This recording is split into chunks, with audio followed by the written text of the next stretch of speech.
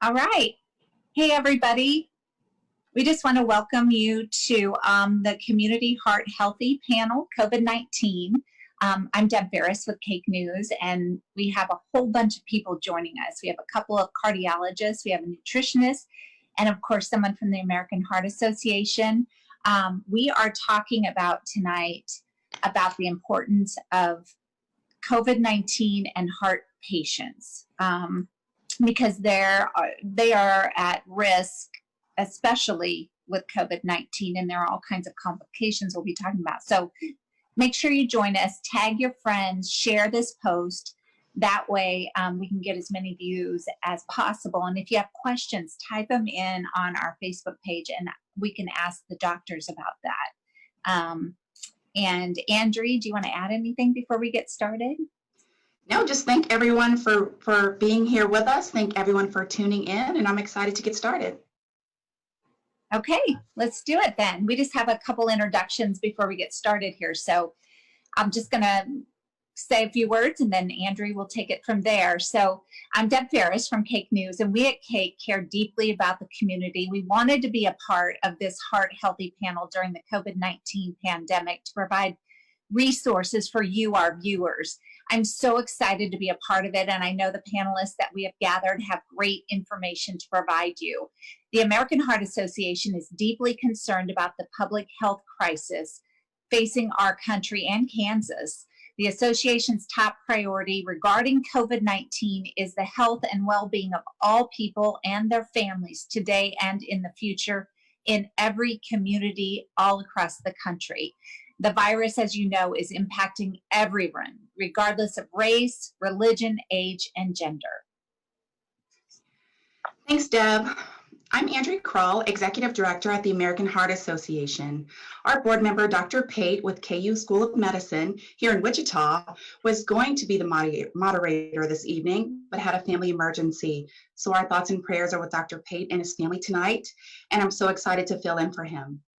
The association's mission to be a relentless force for a world of healthier, longer lives is more important than ever.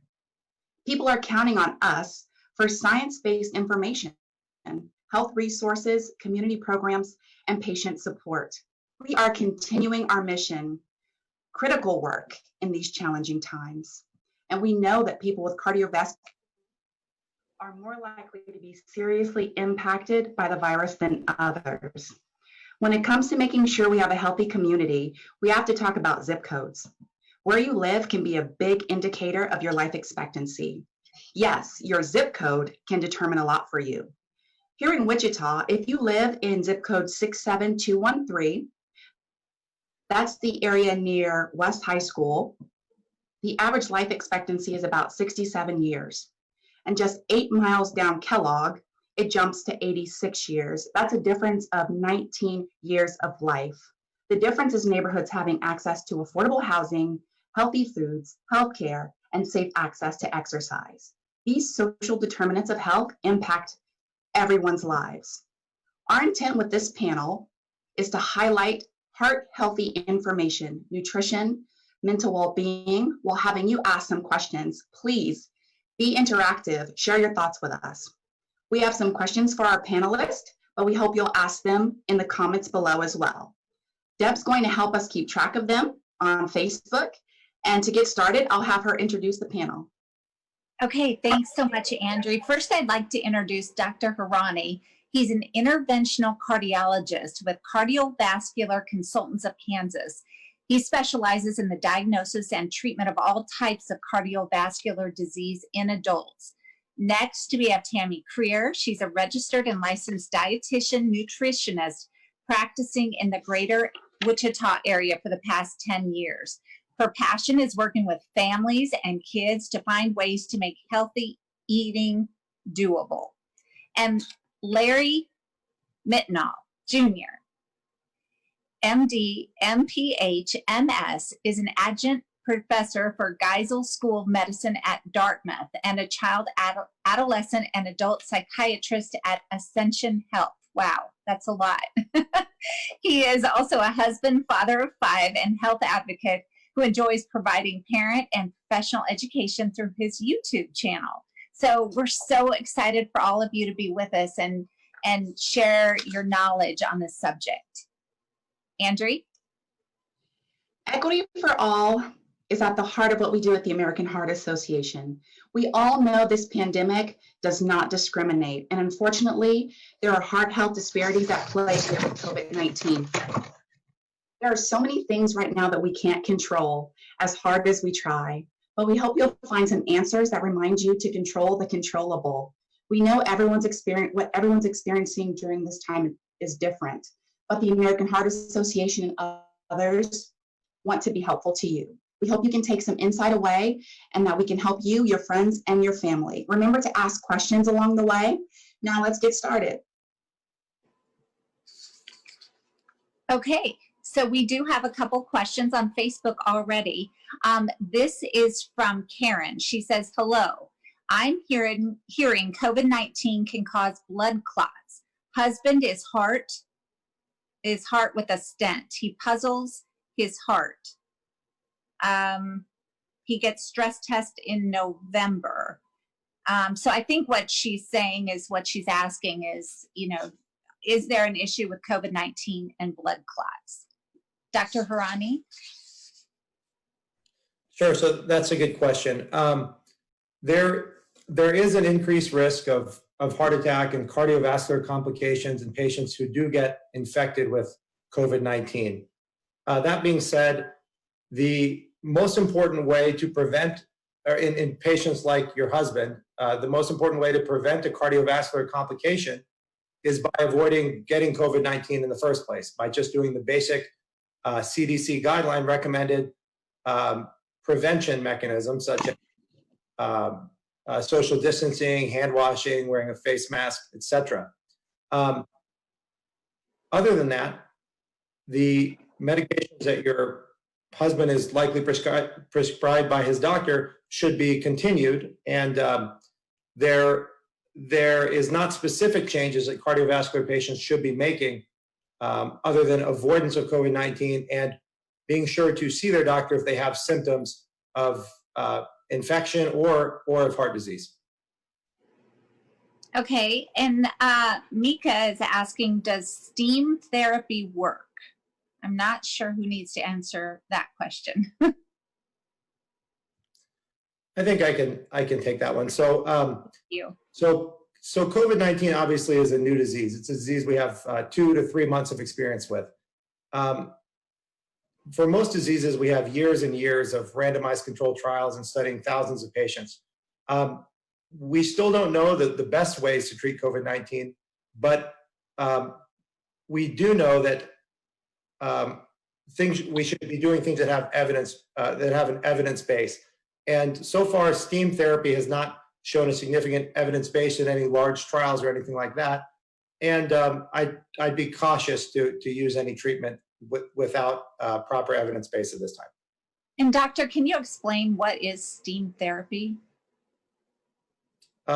So steam therapy is not something that is really approved by the American Heart Association or American College of Cardiology, or as far as I know, any major accrediting body. So I don't know there's a standardized approach to it, and it does not have evidence that it will help with COVID-19. I wouldn't recommend it. Okay. So Dr. Hournai, what should heart patients know about COVID-19? I think the most important things for heart patients to know about COVID-19 is that they should put a lot of effort in prevention, hand washing, social distancing, avoiding groups, etc. All the commonly dispersed prevention mechanisms. And other than that, they should continue their normal cardiovascular care and watch for heart-related symptoms as they would any other time. Heart attacks still happen during COVID-19, strokes still happen, and there actually is some growing evidence that patients are sometimes ignoring heart attacks because they're so concerned about going to the emergency room and thinking they might be exposed to COVID-19. So the main thing heart patients should know is do your best to prevent infection with COVID-19 and continue your normal cardiovascular care, and know that heart attacks, strokes, etc. still occur and maybe even more in the presence of COVID-19. So don't ignore other non-infectious type symptoms. I know we just did a story tonight about that. The number of people going to the hospital or the emergency room for heart attacks has been cut by 50%. Why do you think that is? I think this is just my personal opinion that is not factual at this point, but I think a big part of it is the broad coverage about COVID-19 in the media, a lot of a certain amount of sensationalism, et cetera, where patients are so worried that out of hearing about deaths of COVID-19, that they irrationally try to avoid any place where they may get COVID-19 at the expense of true symptoms. And so I think that plays a big role in why we're not seeing as many emergency room visits for heart attacks, et cetera. And some are certainly being missed. Tammy, you get to talk about what I think a lot of people's favorite topic is, and that's food. What are some shelf-stable, healthy eating recommendations you have for us? Great question. Grocery stores have been hit hard lately, and people are stocking up on a lot of non-perishable items, but sometimes they're heart-healthy ones and sometimes they're not. But what I like to focus on is that there are a lot of really great shelf-stable items that you can stock up on that are very heart-healthy. A couple of them being things like legumes, so beans, pinto beans, black beans, kidney beans. Those are so easy to use and versatile, but they're also a really great heart-healthy option.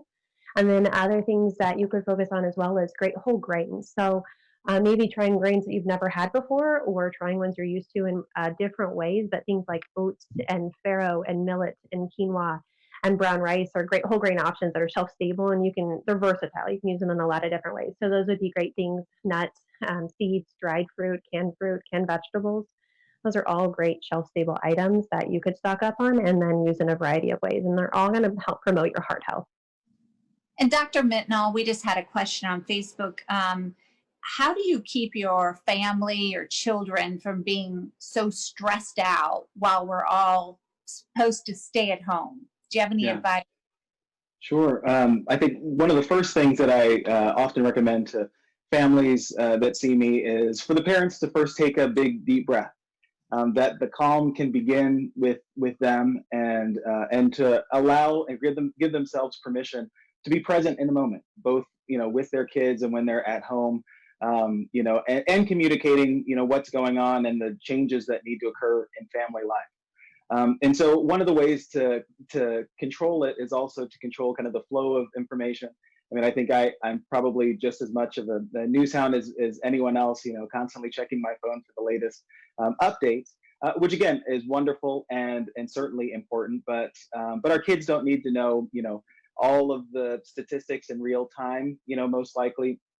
And certainly there's a risk of us kind of bringing home or bringing to the family some of our kind of worst fears or concerns. And so certainly if kids are bringing up concerns or worries about it, I think it's good and healthy actually to be able to talk about hard things in the family, pitching it to their each child's kind of a developmental level.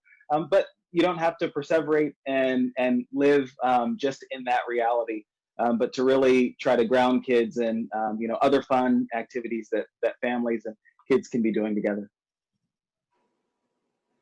Yeah, and one other thing someone talked on here, they said if you're on a blood thinner, does that cause any problems if you're exposed to COVID? So there are certain conditions in cardiology, and a lot of conditions, but certain conditions in cardiology and health in general that we put patients on blood thinners for, like blood clots in the legs, blood clots that have gone to the lungs, atrial fibrillation, et cetera. And any patient that is put on those blood thinners has been put on them for a very specific reason. Their doctor weighed the risks and benefits prior to putting them on that medication. So a patient who has been put on those medications should certainly stay on those medications. If they stop them, they're certainly at high risk for the complications that go along with the reason why they were put on it to begin with. So whether or not COVID-19 has increased risk of blood clots or decreased risk of blood clots, et cetera, one should not change things that they have a specific diagnosis for, someone should not stop their medicines. They're likely to put themselves at more risk than they are to have any benefit from stopping their medications.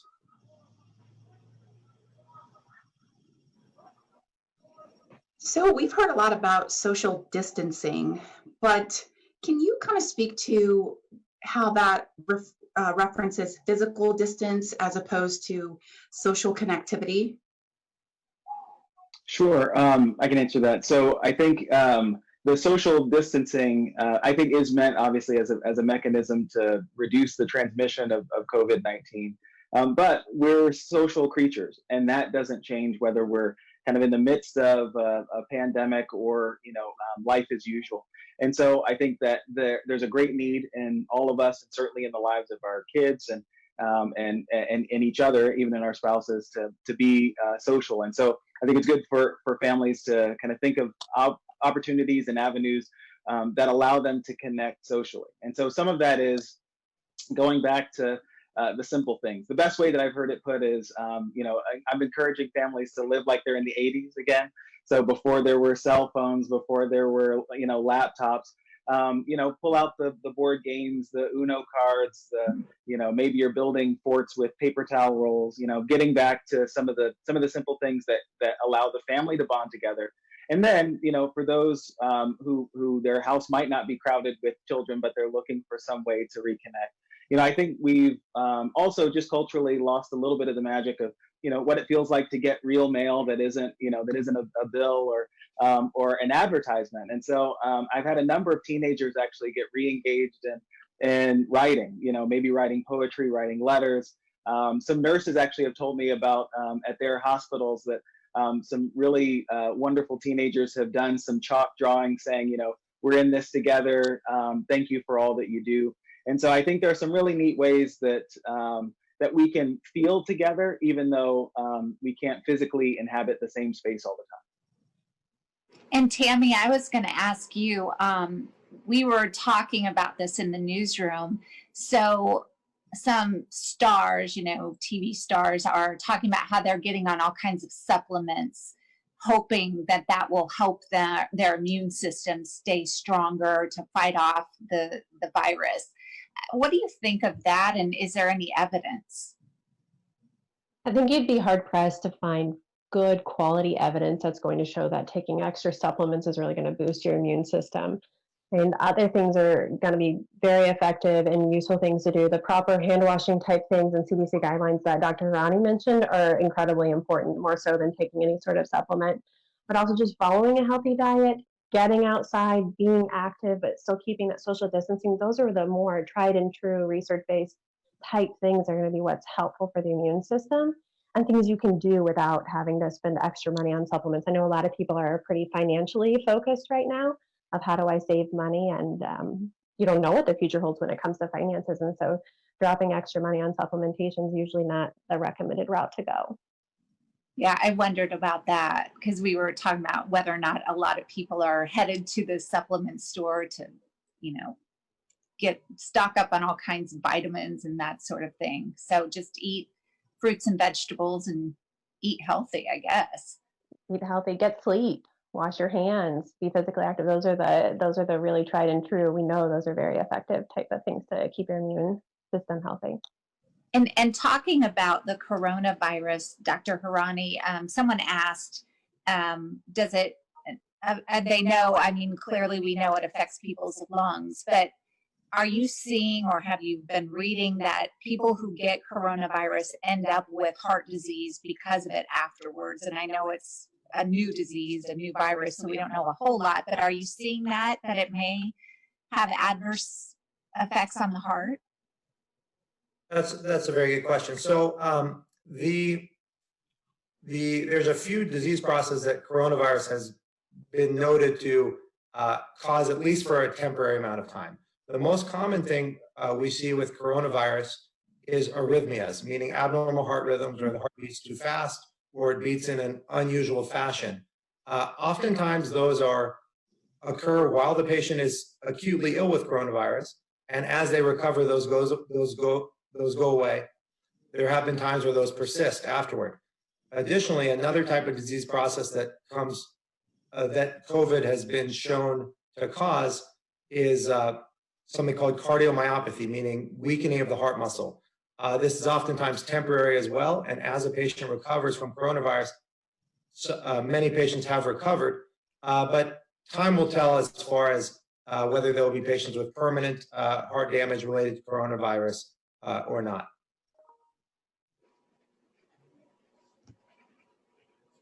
Well, I had a question for you all. You are all quarantining with family. I wanted to know, what are some of the things you're doing to be active and to keep moving, and what are some of the things you're experiencing at home with your kids?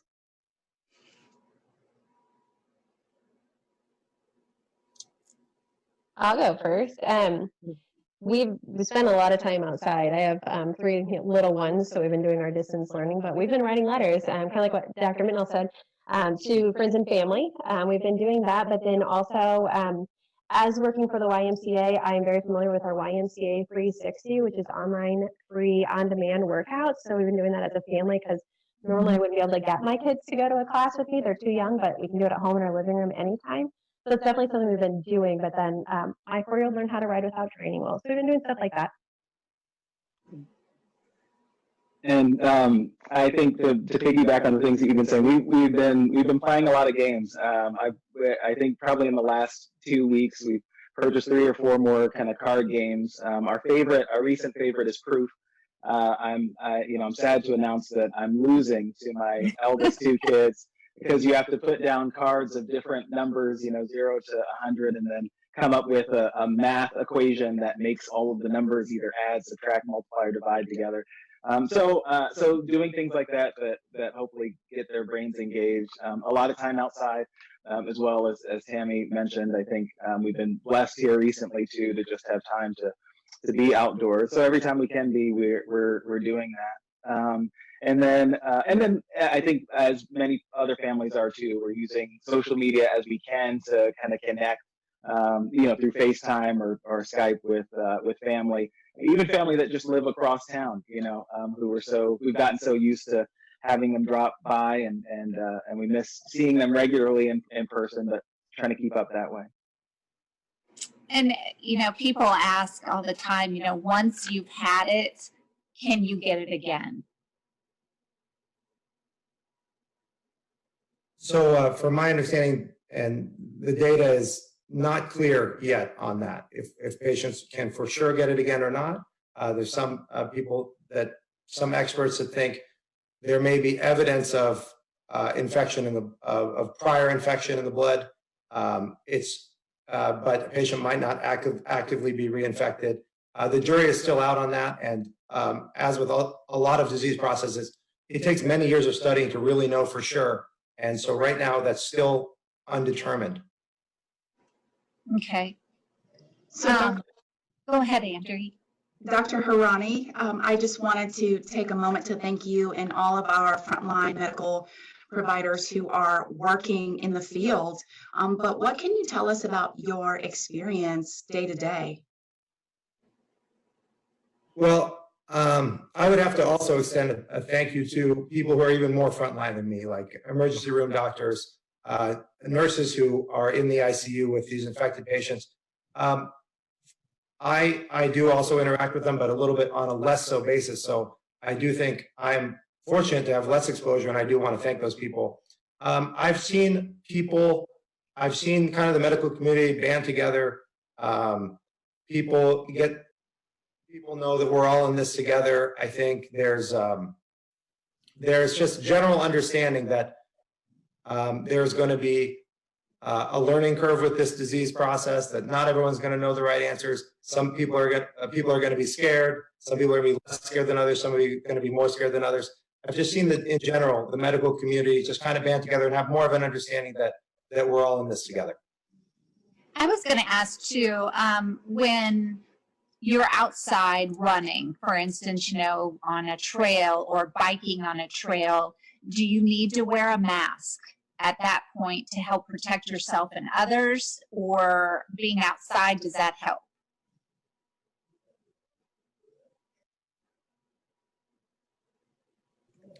So my answer to that question would be that it is recommended by the CDC that when out in public, wearing a mask. I think that is the general recommendation. The context is also important. If you're very far away from people outside, probably a mask is maybe a little bit less important. If you're in an enclosed area, a mask is much more important. But in general, it is safer to wear a mask when you're outside in public, and it's certainly recommended.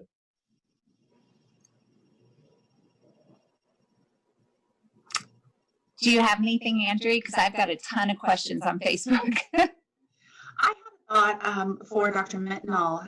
You know, we have these kind of thoughts about cabin fever and being stir crazy, and we want to just take a moment to talk about mental health and well-being. But what are some of the warning signs for our family and friends that might be kind of experiencing, you know, some anxiety or other kind of health issues as a result of the confinement that we're all dealing with right now?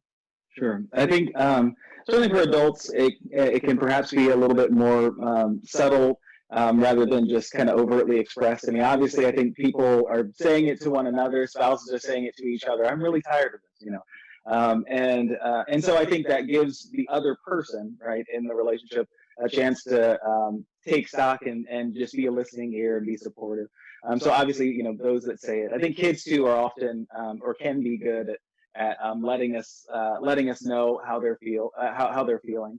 But often there are other things to look for too. So I think when in looking at adults, you know, when your frustration level is getting a little bit shorter, maybe your responses aren't as loving and kind as they typically are. I mean, those might be moments to kind of reflect, you know, where is this coming from, and is this additional stress because of, you know, some of the changes that have you know, that we've had to undergo, or ways that we've had to buckle down because of the anxiety.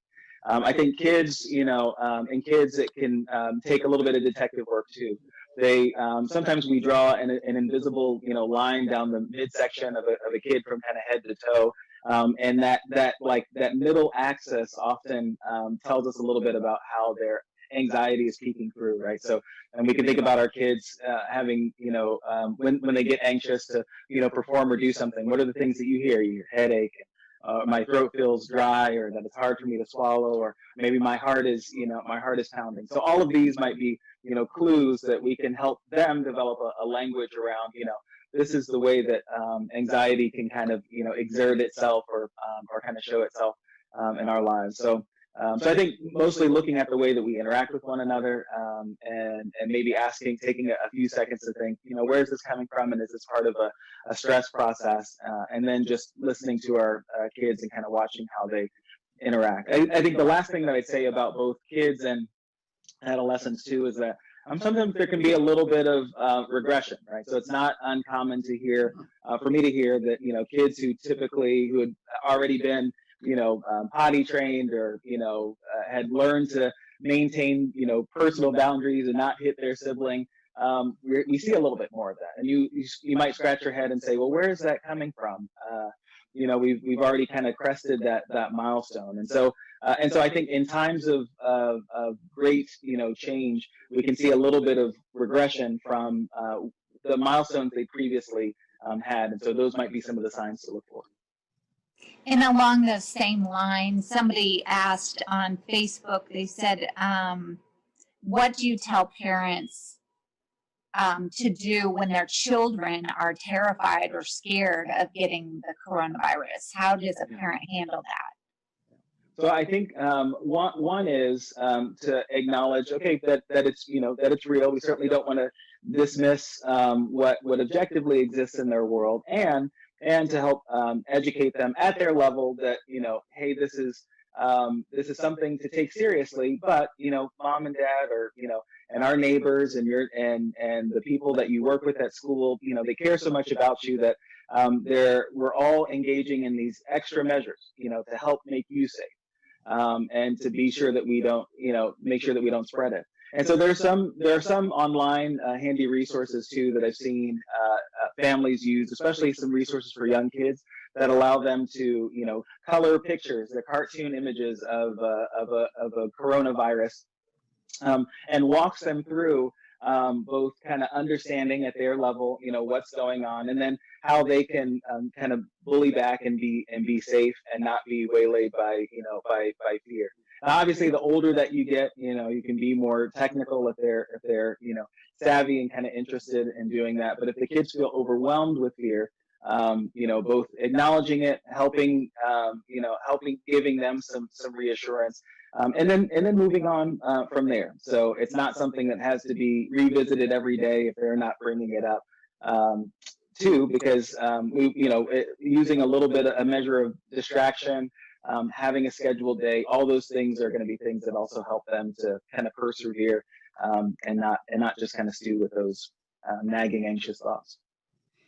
Tammy, can you speak to the importance of food and mental health? Can you help us kind of explore that balance? And also, would you touch on the importance of food color and nutrients?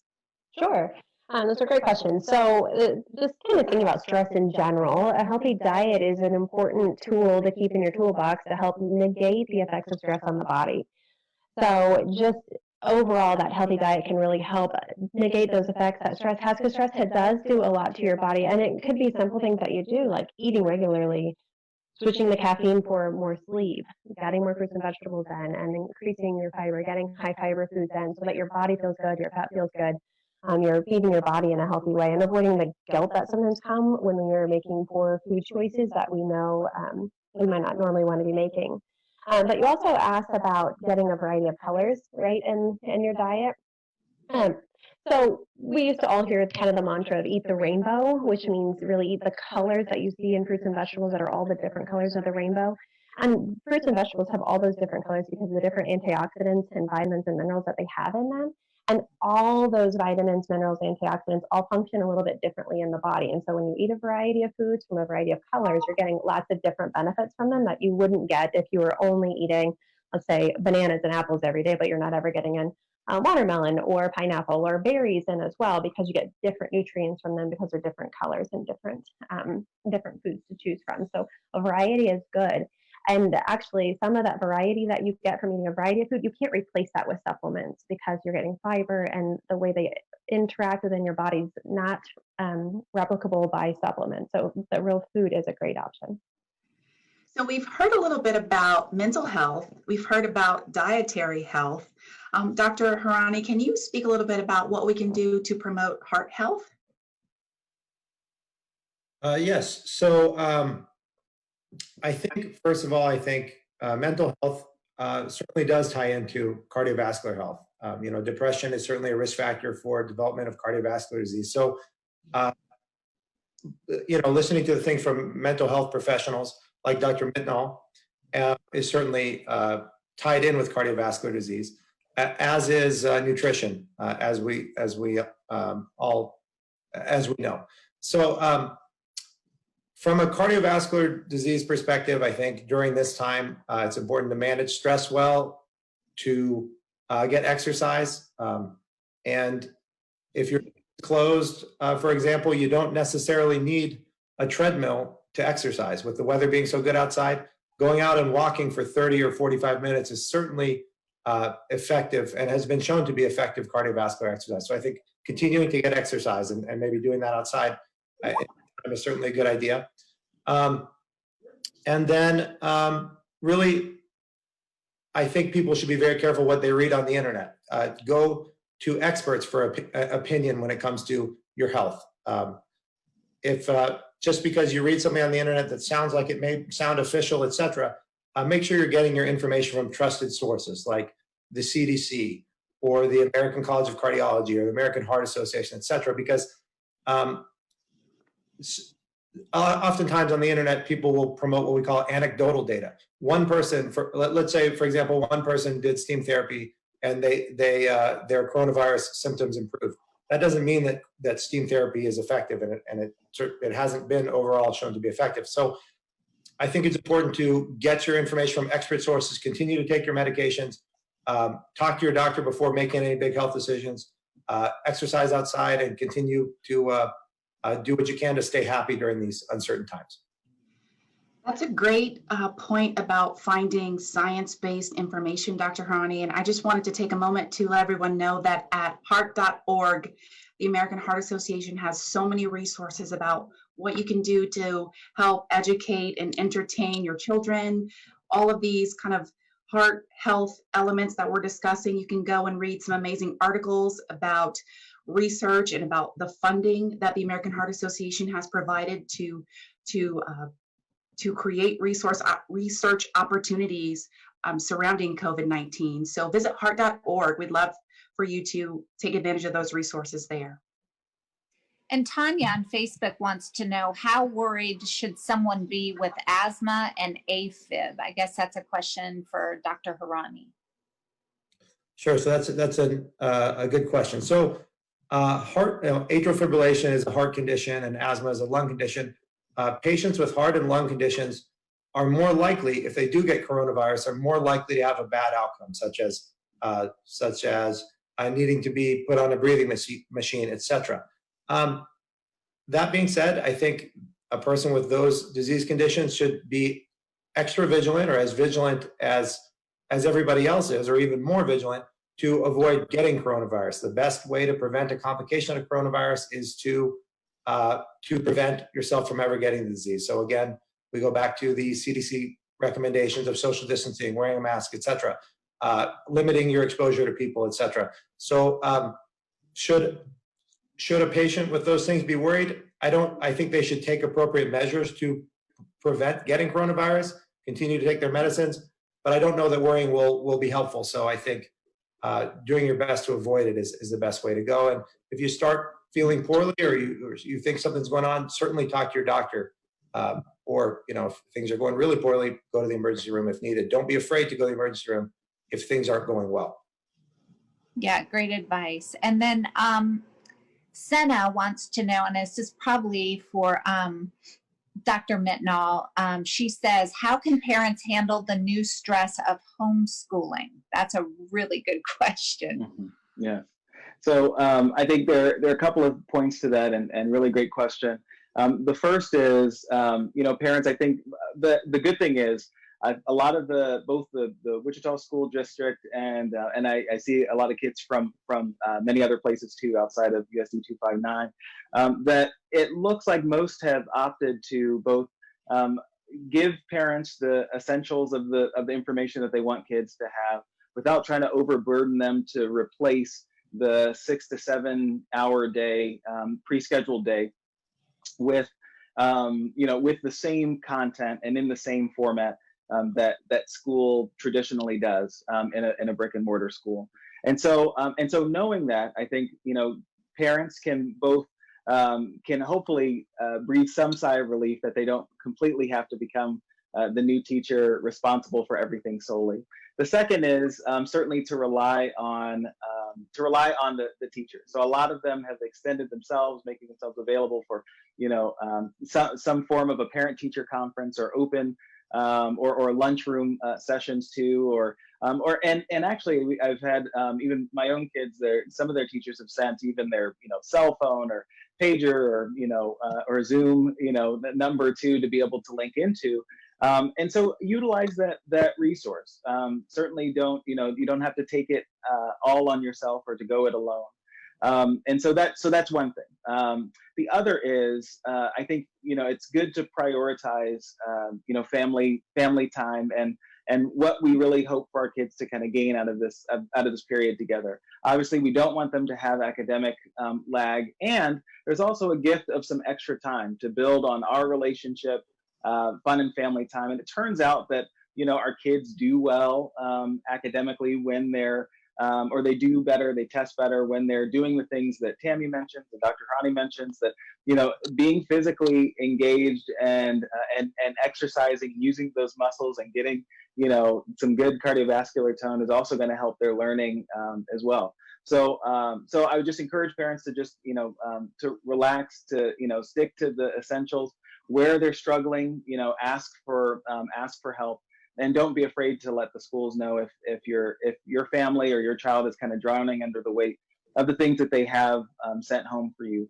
and let them work with you in terms of kind of amending things or helping you to determine what's essential and what are things that are, enrichment pieces that they can either pick up later or do during the summer. Yeah, that's great. Great advice, because I know a lot of parents are very anxious right now, especially if they have younger kids. For sure. Lacey Brown is asking, as someone with heart issues, recently found out that my heart is skipping beats. I've had a lot of chest pain as well as dizziness and tired all the time. Is this something to worry about or wait until COVID is over? I don't want to go to the hospital or the doctor right now. Dr. Hournai, I think I already know the answer to this. So yeah, that is a complicated question. It depends on somebody's age, the risk factors that they have for development of cardiovascular disease, how bad their symptoms are, what brings their symptoms on, what makes them go away, etc. I think the best way in that case, I think, would be to be evaluated by a doctor. Maybe call your primary care doctor and talk to them about your symptoms and see what they recommend. They may recommend you seeing a cardiologist, and at cardiovascular consultants, we're still seeing patients in the office nowadays because obviously cardiac issues still exist. So I think it's something to talk to your doctor about, describe your symptoms to them, and they can make a decision tailored to you as to whether you should see a doctor now, a cardiologist now, or whether it's something you can, whether it'd be safer to wait it out.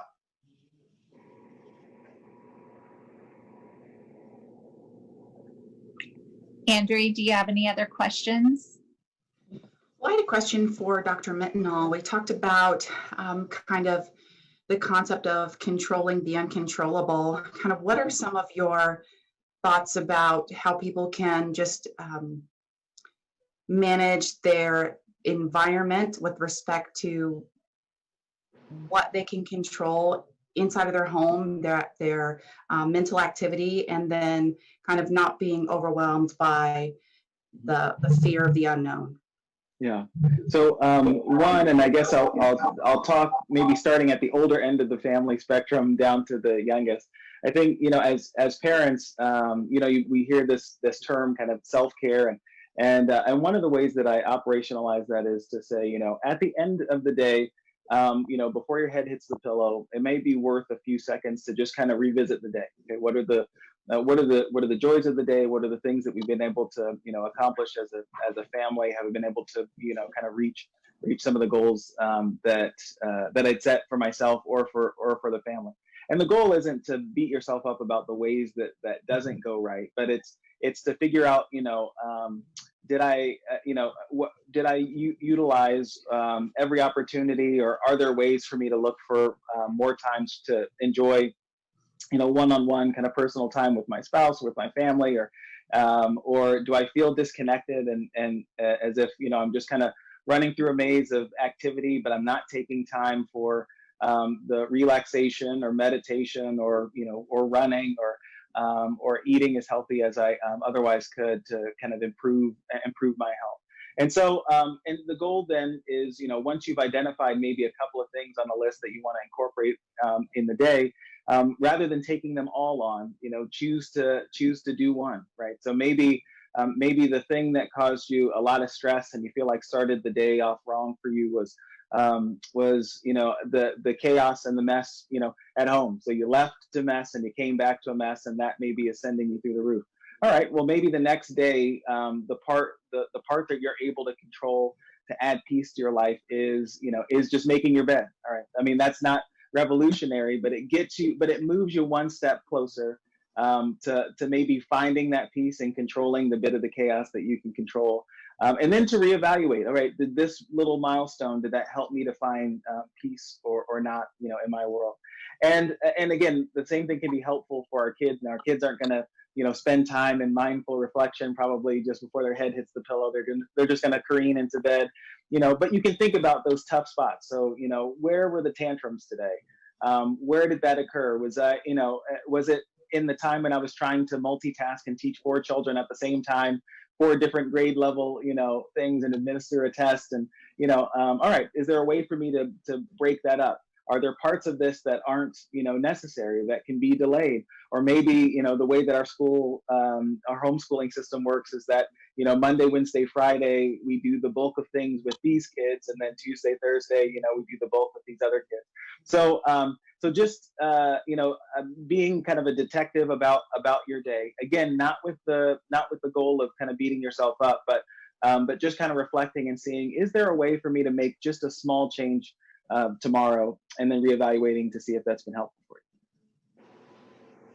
Dr. Hournai, can you speak a little bit to high blood pressure, why it's so important during this pandemic to manage your blood pressure? What are the hazards? Can you speak a little bit about some of the prescription drugs or over-the-counter medications that people are using to manage blood pressure? Sure. So high blood pressure is one of the most important public health issues we have in the United States. If we could control blood pressure appropriately with medications, et cetera, or diet and exercise in our population, we'd have a very significant reduction in cardiovascular death. High blood pressure is a silent killer. People feel fine with high blood pressure often, but it can cause long-term damage to their kidneys, put them at risk for stroke, damage to their heart, et cetera. So in the time of coronavirus, just as it is at any time, managing high blood pressure is one of the absolute most important things we can do as a population from a health perspective. There should be no difference in the time of coronavirus. I think the American College of Cardiology's official recommendations, as well as the American Heart Association, and these are recommendations that come from experts who are continually evaluating the news with coronavirus, et cetera, recommend that patients should absolutely continue their high blood pressure medications during this time with no changes. From a cold medicine perspective, certain cold medicines certainly can can worsen high blood pressure temporarily while the patient's taking them. Those are medications that nasal decongestants and things like that. So it's important when you pick out a cold medication, review it to make sure that that it's appropriate for a patient with high blood pressure. Maybe ask the pharmacist, et cetera. But in general, high blood pressure management is absolutely imperative now, and as well as in the non-coronavirus times. So it should be continued to manage. Dr. Hournai, Evelyn wants to know, she says, I have heart disease and lung problems. Do people like me survive COVID-19? So the short answer is yes. Patients with heart disease and lung problems are more likely to have a bad outcome and maybe more likely to unfortunately pass away if they get a bad infection with coronavirus, or more likely to need a breathing tube, et cetera. But still, the average patient with heart disease and lung disease who gets coronavirus is more likely to survive than they are to die. That's great news, I'm sure, for a lot of people. I was going to ask too, if people have, heart problems, they've had, heart surgery or something like that, should they be out in the public at all, or should they be isolating themselves at home? That's a good question that doesn't really have an official answer. We don't know for sure at this time. But my opinion of the answer to this question is that patients should use their best judgment. If you avoid things like the grocery store as much as possible, but if you don't have any food anymore and you need groceries, then wear a mask, do social distancing, and go to the grocery store. It's sort of a judgment call without a right or wrong answer, but people should just need to use their best judgment and avoid getting coronavirus as much as possible. That being said, if there's not a specific condition that makes me say this person cannot work or go out in public with this heart condition and this patient with this other heart condition can, it's not specific like that. So people need to use their best judgment and just go from there. David wants to know, he says, I'm on a certain medication called Simpone, Simpone, and it can bring your immune system down. What's the best way to keep your immune system up when you're on this type of medication? And I'm not sure if Tammy can answer that or Dr. Hournai. Go ahead, Tammy. Okay. So again, as Tammy alluded to earlier, promoting, augmenting our immune system and making it work better is something that is an intense area of research, and we don't have the medical science yet to really boost people's immune system in a specific way. I think if you've been put on that medication for a specific reason, you should absolutely continue. Don't make changes without talking to your doctor, but just try to do the right things to try to avoid coronavirus. And other than that, there really isn't a great answer to that question, at least that I know of.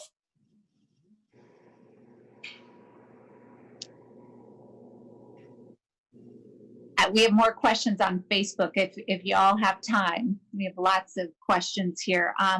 This is probably for Dr. Mitnaul. How can you tell if a family member is seemingly depressed, and what can we do about it? Yeah.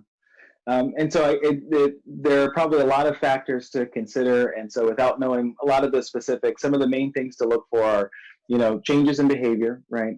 Where, a person, depending on their temperament, we come in a wide variety of expressions. And so there are those who, maybe tend to prefer to be by themselves or do things more independently. But if you start seeing that actually stronger than it typically is in their life, or you start seeing a change from somebody who's typically, kind of outgoing and ebullient to suddenly, being kind of a recluse and not making the phone calls, not reaching out, not doing kind of the social interaction that you previously saw. So that might be a concerning sign. Certainly, if you're noticing people too who've lost interest in things that they previously enjoyed, if they're starting to voice a lot of guilty feelings, if you're seeing drastic changes in kind of their energy or their concentration, and certainly if people are saying things that make you concerned about about their health or their view of having a positive future, all those things may be signs of that they may be struggling with depression, in which case we'd like to get them connected to someone who can kind of help them to navigate what comes next. Often that's whether that's talking to their primary care and making them aware of what's going on, or maybe reaching out to a therapist to start kind of working on some behavioral techniques to help pull them out of that. But I think those are some of the most common things to kind of look for, both in adults and in kids. We can see similar things. And just a quick follow-up question to that. Someone asked if doing the I guess telemedicine with a therapist is as helpful as it would be in person. Yeah. I don't think we have strong randomized controlled trials yet, kind of pitting the two things kind of head to head to really compare. I think, the state of things now is that most clinics and great, therapists that I know or have encountered, around the country are going to some form of telehealth, just in order to kind of safeguard the community and follow the CDC guidelines. And so what I'd say is, the most important thing is kind of connecting to the appropriate help that you need in whatever fashion that comes, and then kind of determining the course from there. Yeah, that's very good advice. And just one thing I wanted to say, there was a caller earlier who mentioned having their heart noticing skipping beats and dizziness and symptoms like that. That a good option for that patient would probably be to reach out to their primary care doctor and see if many primary care doctors now and cardiologists, et cetera, are doing telemedicine visits. Maybe a telemedicine visit could avoid exposure to the virus, and then that patient could get some answers maybe they need, which the answer may be, yes, you do need to come in, but that may give that patient some answers without exposing them to the virus. Andrea, do you have anything else? I have kind of a final question for our panelist. From your area of expertise, can you give us kind of one final thought on what we can do to protect ourselves and our family and our community? Just kind of one thought to help us kind of generate that positive energy that our community needs to look towards a healthier future.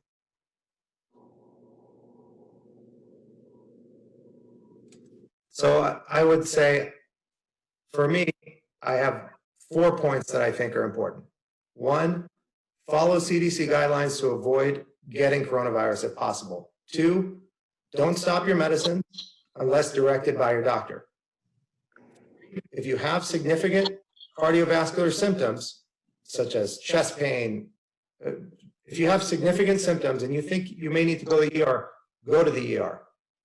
And lastly, don't believe everything you read on social media, Facebook, Instagram, etc. Get your information from respected sources such as the CDC, American Heart Association, American College of Cardiology, etc.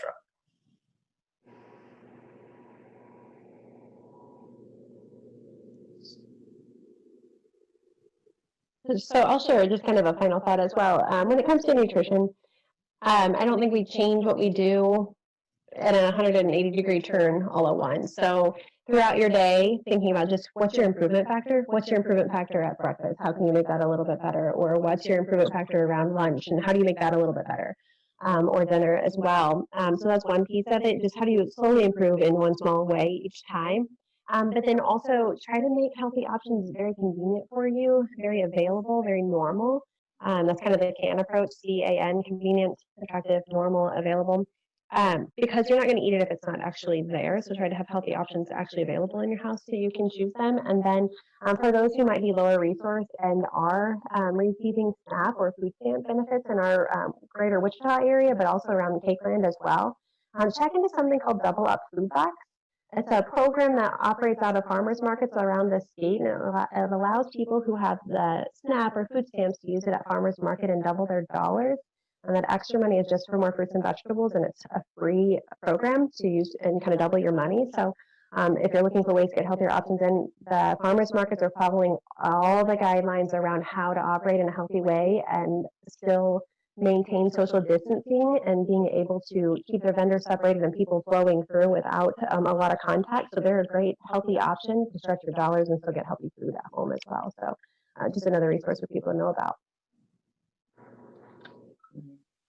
And I'd say on the mental health side, certainly the good diet, the exercise, the feeding the brain really good sustenance actually is really helpful for maintaining that positivity, the energy, and the things that you need to really kind of conquer the day. So so certainly taking good advantage of that. 2, I think looking out for ways to be socially engaged. And finding ways to kind of maintain and still nurture those connections that mean the most to you, even when you're not able to be kind of physically present, would be another. And then I think for the family as a whole, that utilizing the time to kind of unplug and not necessarily be inundated with information, but really utilize this time to kind of share with one another. To build and kind of fortify those family bonds, to help the mental health of their kids, because parents, you really are the kind of pillars for them. And then just treating each other well. I think that's just good for everybody, good for our society, good for us. Yeah, I love that. Very good closing remarks, that's for sure. Well, no matter where you are, the American Heart Association is always there to help you through these tough times. They're providing trusted, science-based tools and resources to empower all of us to take charge of our health and well-being. Again, I know, Andrea, you mentioned this, but the website, if we could see that on screen, is heart.org, and it's a great place to start for the most up-to-date information. We hope all of you can check it out. Andrea? At the American Heart Association, we're investing research dollars to find answers during this pandemic. We're fast tracking a special $2.5 million research fund for rapid scientific projects to investigate the specific cardiovascular implications of coronavirus. Investing in short-term projects that can turn around results quickly within 9 to 12 months in order to save lives and improve the health of our community. That said, I just want to thank all of our volunteers everyone who's contributed to the American Heart Association in any way. I want to thank our panelists tonight. Thank you so much for your expertise, for your time, for your support, and the community for tuning in. Thank you so much for supporting the American Heart Association. We hope that you all stay healthy and well. Yes, and thank you all so much for joining us. And go ahead and share this from our Facebook page. And if anybody has questions or anything, you can post them on there and we can try to get answers for you. And again, I'd like to thank everybody who's been watching. And I'd like to thank all the panelists too for all the great information and great advice as we try to get through this pandemic.